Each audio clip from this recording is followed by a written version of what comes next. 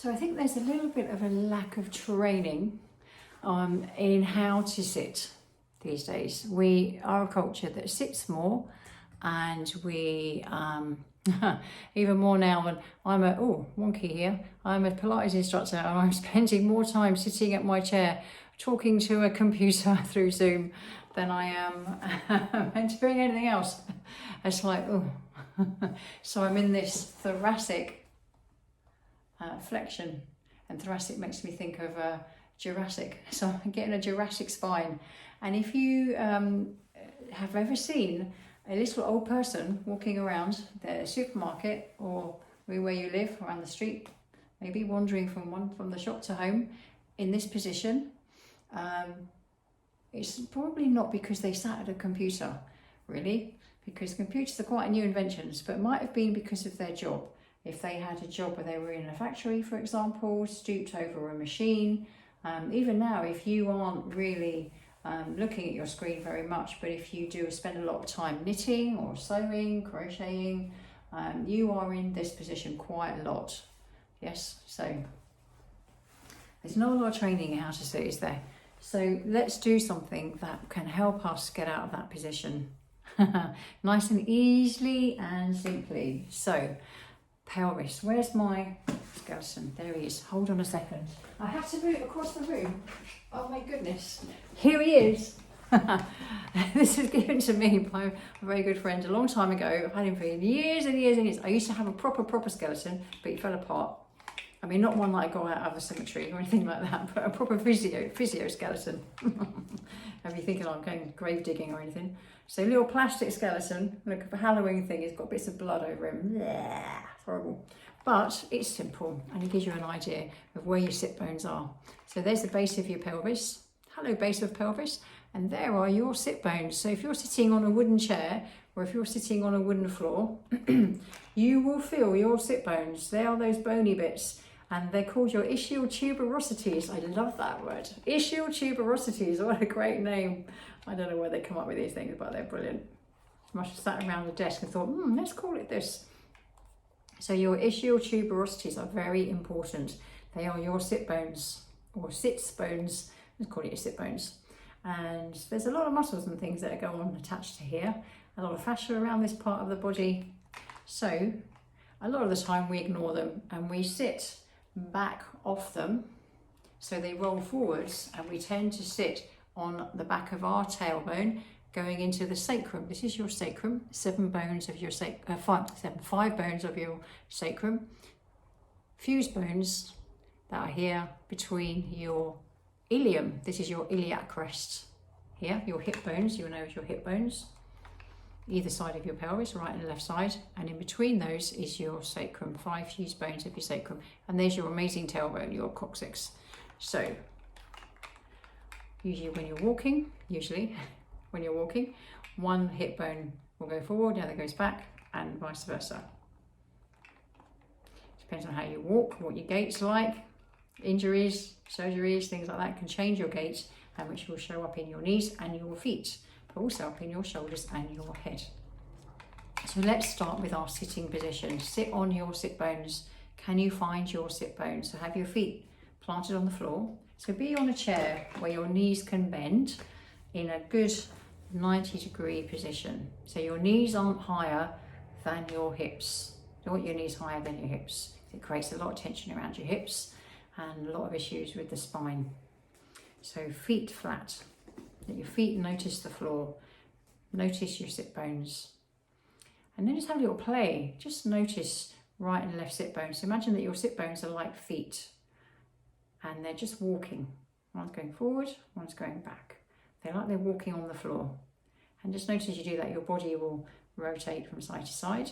But it's not so much about forcing the movement, you're just noticing what your sit bones are doing, as if they're little feet walking on the chair. Nice little rolling movement. And as you notice as your feet do that, what's happening to your knees? What's happening to your shins? Can you notice that movement in the front of your leg? Nice, huh? And then find a position where your sit bones feel the same, that they feel equal. Can you notice that? You might have to do a little bit of a side to side wiggle. You might find that one sit bone you're more aware of than the other. I'm certainly more aware of my left sit bone than my right. So I have to adjust my right side of my pelvis a little bit to feel my right sit bone. We're just playing with that. Okay, so now we're going to change that again completely. So you're on your sit bones. So you're going to rock your sit bones, rock the sit bones, forwards and backwards. Yeah, I don't think the class would be impressed with my version of the Casbah. So you are going to go forwards and backwards with your sit bones. So you're rolling the weight back. So the sit bones, you're rolling your weight to the back of your sit bones. So you'll be on your sacrum or on the back of your tailbone. And then if you roll your weight forward, so you're on the front bit of your sit bones, you lift your tailbone. And you notice as you can't see my pelvis, but you'll see my head position will change, my spine position will change just by moving the pelvis forwards and backwards. It's a very basic movement, a very slow, steady and smooth movement. There's no rush, really. So if you are sitting at your desk, you can do this as many times as you like throughout the day while you're on the phone, whilst you're tapping away at your emails. It's moving away from the keyboard, coming back towards the keyboard. Just notice how far back and how far forward that pelvis moves. Pretty amazing, huh? Amazing stuff. Amazing, amazing.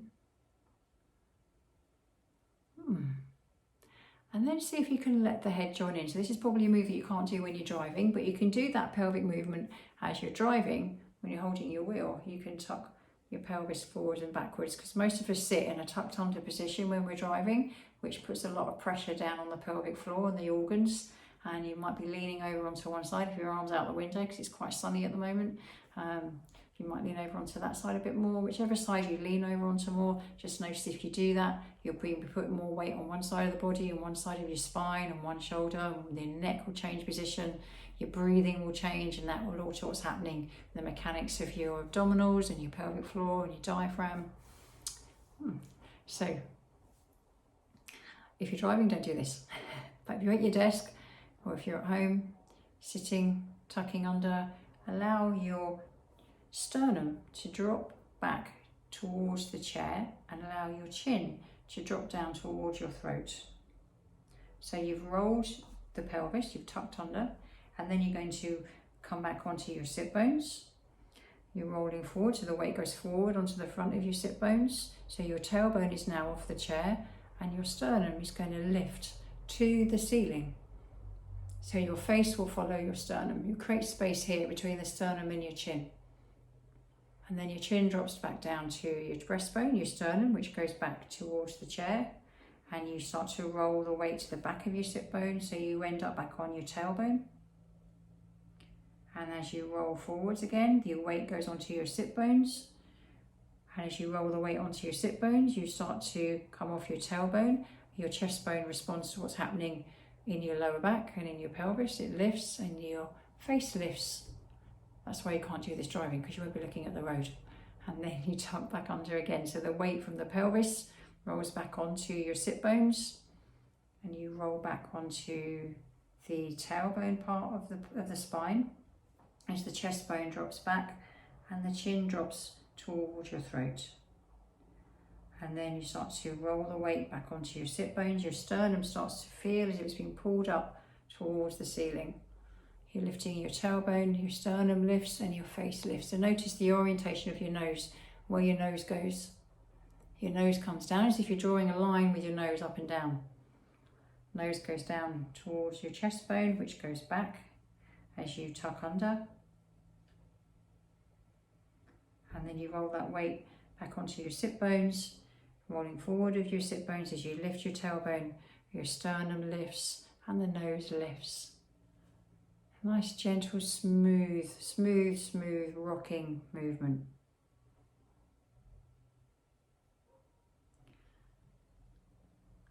Nice, really nice. Nice movement in your lumbar spine. The pelvis just gently rolling on top of the legs, creating this lovely massage with the organs, the breath. opening up the chest, the shoulders will drop back, creating space in the neck, in your throat, in the lungs. Notice your eyes following the line of your nose, or is the nose following the line of your eyes? Ooh. Now, if you've done Pilates or yoga, or usually in some exercise classes as well, they'll do a cat stretch. So this is a cat stretch, but you're doing it as you sit. Rolling the ball of the pelvis and rolling the ball of the head. Oiling the joints, oiling the joints.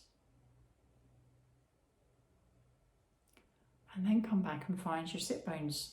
Oh, they feel different. So my right and my left sit bone now feel equal. How do yours feel? Do they feel the same? How does your head feel? Is it sitting balanced on top of your spine? Do you feel more lengthened in your spine? Do your spine now have more space, like the discs are plumped up like cushions, plumping up the cushions of your spine? Rather than thinking of it like a cat stretch, you can call it your cushion plumping exercise. Plumping up your cushions. So you can see how easy that is to do at your desk. If you've got a whole day of meetings on Zoom, or Team if you're on Microsoft, anything like that. You've got meetings going on that are driving you up the wall. Would you rather be out in the sea, swimming in the sunshine, or out for a walk in the park, just playing with your kids, or playing with your dog, or just having some time to yourself? This is a little bit of you time if it's not possible to get away from the screen, or if you're doing a lot of crafts and your spine is feeling a little bit tight. Even when I'm doing things like crocheting, doing photography, editing images, I spend quite a lot of time hunched over that screen. So allowing that nice gentle, I'm doing it as I'm talking to you. You can see the height of my head changes position, and just that rocking and rolling movement of your sit bones, and how everything else changes in relationship to that movement. Noticing the sternum, noticing the head, noticing your shoulders, noticing the ribs. Beautiful. Sometimes we skip over the most simple things because we think it should be harder than that, should be more technical. We should be going a lot more, and we should be putting more effort into things.